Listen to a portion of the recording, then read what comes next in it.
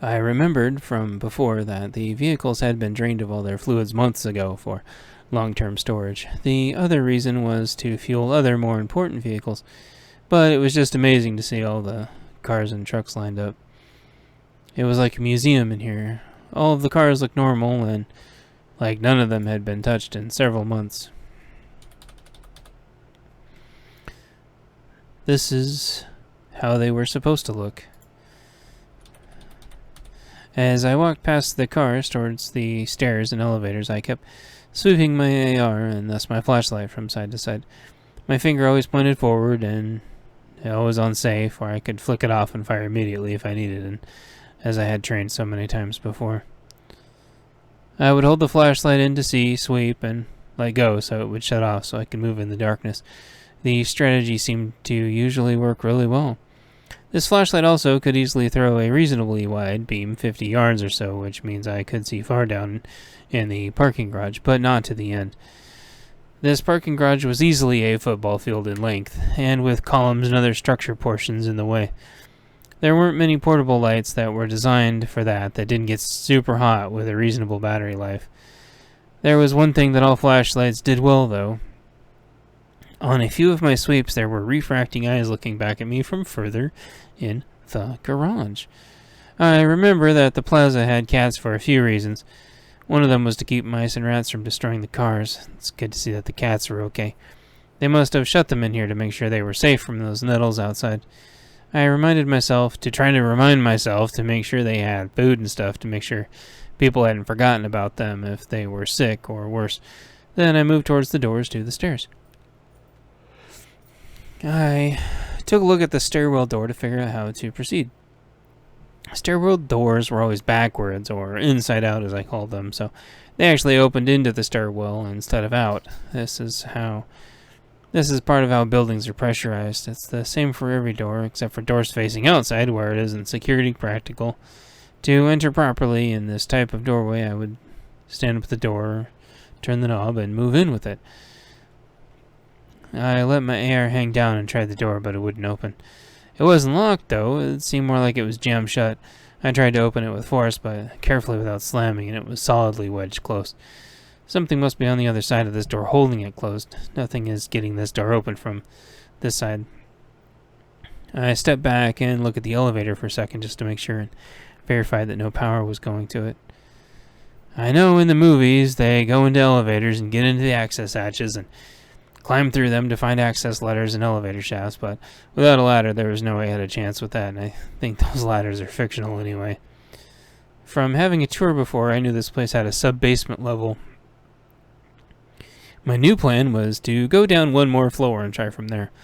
What were the chances they did whatever they did to this door to the next door down also? That would take a lot of effort.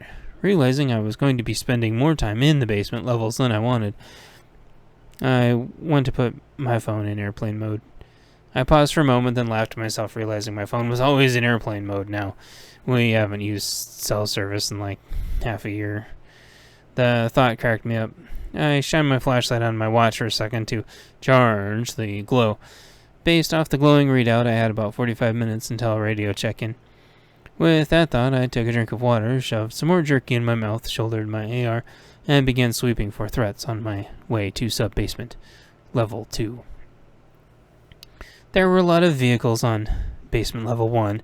It had a high ceiling, so it was mostly practical vehicles, with there being some wide four-wheel drive vehicles, both civilian and military, and some various brands of semi-tractors. As I was doing my best to look between and around them, I spotted some 2.5s, and next to that was a Unimog. I think that was from back when we were building them here, or imported a couple. That was really cool. Next to the Unimog, I saw a couple of JLTVs, Joint Light Tactical Vehicles. They were the replacements for, there they were, as I walked further, continuing to sweep for threats, and spotted the old Cougar MRAPs, mine-resistant, ambush-protected vehicles. They were still really good, but eventually a few methods were found that could defeat them, and an updated design was prompted. It was a strange feeling to me, being a civilian, actually being so close to the armor, which was highly proprietary. I used to work on the processes and procedures for military trucks going overseas, and The armor was the most coveted piece of the truck because that's what saved the soldier's life, besides the truck obviously running perfectly to spec. In production, we had to make sure that the armor never fell into the wrong hands, and so many years later, this was still no exception. I was taking this responsibility very seriously. Some memories floated up from when we got the basement tour here originally. I remember the proprietor saying that they didn't really have a lot of this stuff to eventually utilize it, but more so to keep it away from everybody else who would use these vehicles against us all.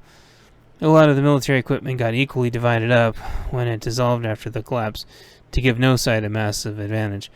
This just happened to be one of the secured repositories where a portion of the ordnance ended up. The fact that this is all here is actually a largely guarded secret. Largely a guarded secret. Yeah. People know cars are here, but not really the military vehicles. These vehicles are also kept out of everyone's hands through a combination of us visiting to maintain an external security presence, as this place is supposed to be fairly protected, and a preventative measure that the vehicles are always unfueled. Tanker trucks can't get in here due to 18-wheelers being too long. That meant it would take an estimated hour or so to break the defenses and fuel the vehicles. That is a best estimation anyone had been able to forecast or anticipate. By the time people got in and started fueling any smaller way, we would be able to get there and neutralize any threat. We would also be met here with about 3 other groups that are nearby that we could call ahead of time. Sort of like a mutual defense policy. Basically, we could rain down absolute death on whoever tried to take this place, which was part of the agreement. Chapter 14, Deeper Down. I began following the wall towards some basement level 2 with a right-handed search and checking between the cars below and in them through the windows as best I could. Then I would release my finger from the flashlight's button, move a little, and then repeat the process at the next row of cars. I was having a hard time making my mind up if this was a plan from the bad guys all along to get me further down into an ambush. Maybe it was just a coincidence, because I knew they couldn't or didn't know how to lock the outside of that door, so they locked the inside one. Either way, I kept making my way down along the wall from row of cars to row of cars, light on and light off, trying to do my best to clear as I go and not make myself an easy target. Finally, at around 100 yards, I got to a bend, which was the part I was the most concerned about down here. The part where anything could happen. Maybe there would be a bunch of evil clowns in tiny clown cars, all honking their noses in car horns. Maybe it would be zombies, or vampires, or zompires. Who knows? And there was only one way to find out. I needed to turn this corner. In the movies, they always made it look really easy. You just either poke your head around the corner, or you waggle a hat to see if it gets shot at. Maybe you use a mirror to see. A lot of times, they would just jump full frame into the new area, which would get you so beyond dead in real life if someone was waiting for you. Most people call that the fatal funnel. If I had a drone or something, I could send it down there, but we didn't have any drones. Maybe someday.